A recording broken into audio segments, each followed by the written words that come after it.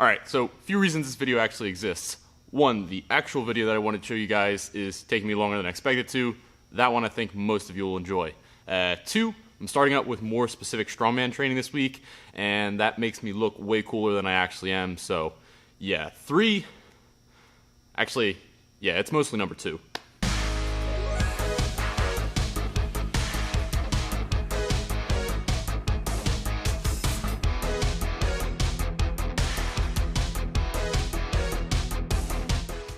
So I've got another strongman comp coming up in, I think, 2 months here now. I'll be doing car deadlift, Viking press, hammer hold, stone to shoulder, and a Zercher yoke walk, which should be interesting. Hopefully my body does not hit the floor during that.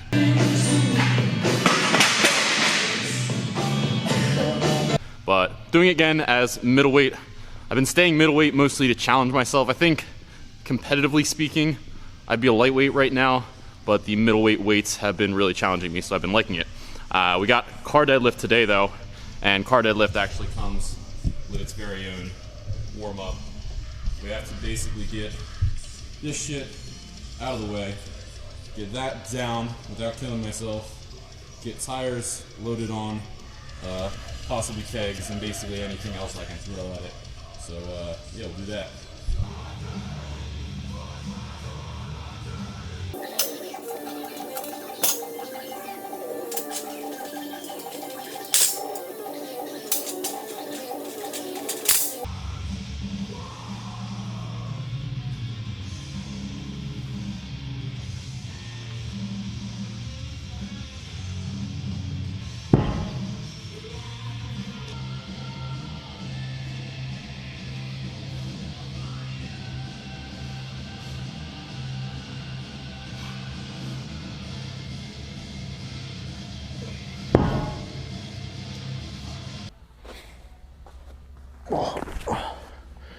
This is probably about as good a spot as any.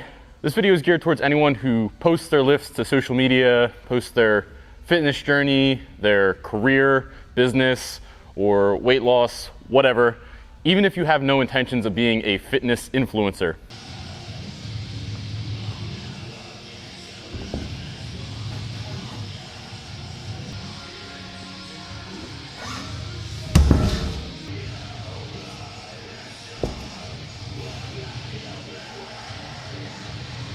Whether we like it or not, whenever we put a video out for others to see, we are naturally inclined to want to put our best foot forward and hide some things about ourselves that we may not want others to see. And there's definitely nothing wrong with a little bit of smoke and mirror action, like acting like that set of 4 for 500 pounds on deadlift was supposed to be a set of 4, and you actually didn't just miss a set of 5. Push!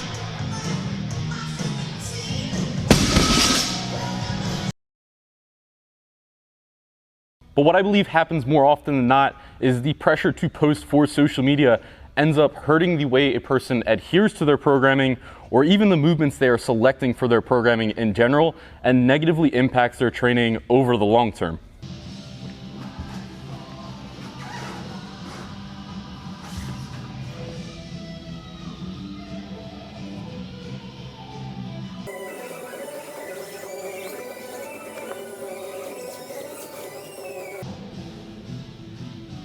How many of you have followed your programming perfectly for the day? You hit your top set at the correct RPE, it's time to wrap it up and call it a day, but 500 pounds would definitely look a lot better on IG than 485 pounds. How many of you have selected certain variation movements for your programming because you know they look visually appealing? How many of you have maxed out on a day because you were feeling good and it definitely had nothing to do with the fact that you were doing an RPE 7 set of 8, and that just doesn't make a good post? And the true test of what kind of lifter you are, how many of you have added 5 pounds to the bar because 405 looked better than 400 pounds?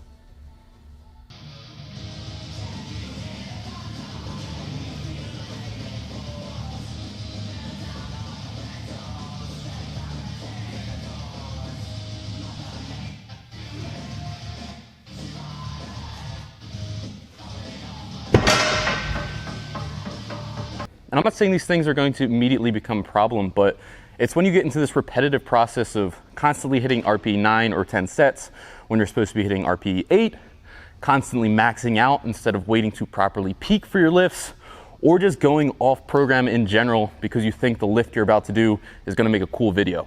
Then you're sitting there wondering, why aren't my numbers moving like they're supposed to? Why am I so sore all the time? I don't feel recovered. Maybe it's my nutrition. Maybe I'm just not sleeping enough. It can't have anything to do with the fact that I haven't followed my program for the last 3 months.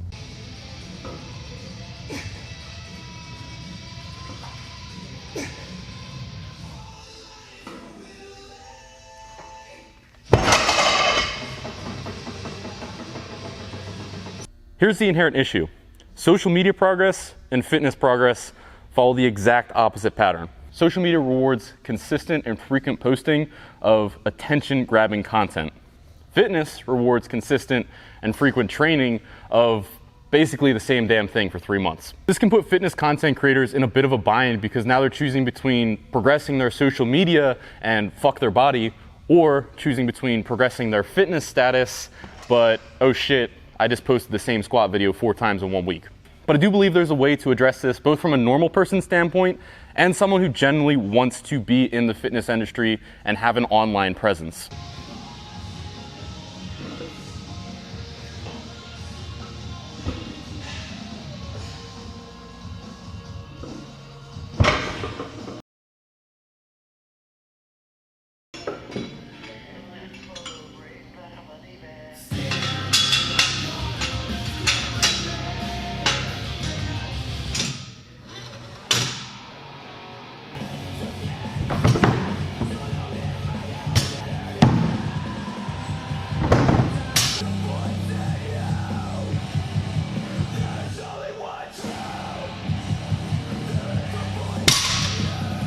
From a normal social media standpoint, just stop posting to impress others. It's that simple.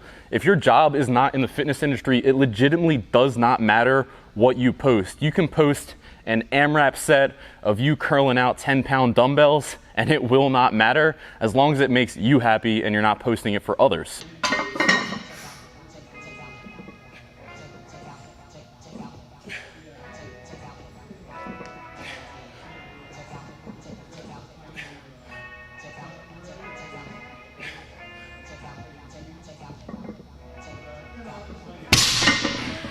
And for those of you that are trying to make it in the fitness world and you feel like you do have to constantly impress people, stop trying to do it with your lifts. Here's the harsh truth. The fitness industry is so saturated at this point that if you post a lift or if you're trying to post an aesthetic picture, someone else has already done it and they've done it better than you did.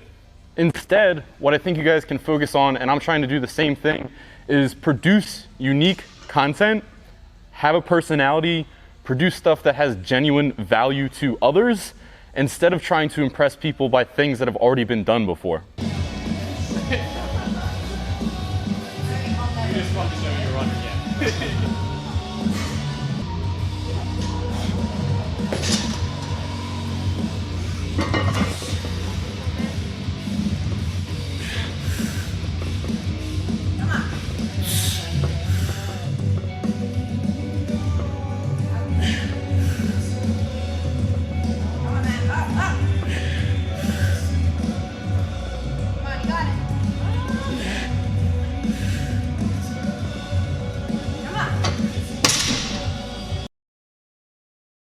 One, it takes pressure off of you constantly pushing your lifts to the max because you think you need to impress people on social media to make it. And two, it puts you in the correct mindset for creating content for the fitness industry in the first place. If you do want to slide into this saturated marketplace, you're going to need some unique ass content. There's no two ways about it. And look, I don't know what that unique content is, but maybe you might. Obviously, if I had the secret sauce, I'd be way bigger than I am right now.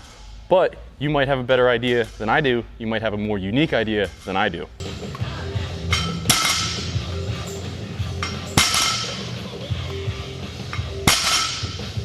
Mindset you need to have is someone's going to be stronger than you and someone's going to be more aesthetic than you, but you can always be more interesting than them and you can always add more value than them. I'm going to wrap this video up here because I don't want it to be too long.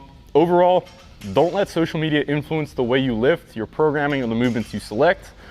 Don't let that chase for subscribers or likes get in the way of who you are as a person, and never do anything in this life with the sole intention of impressing other people.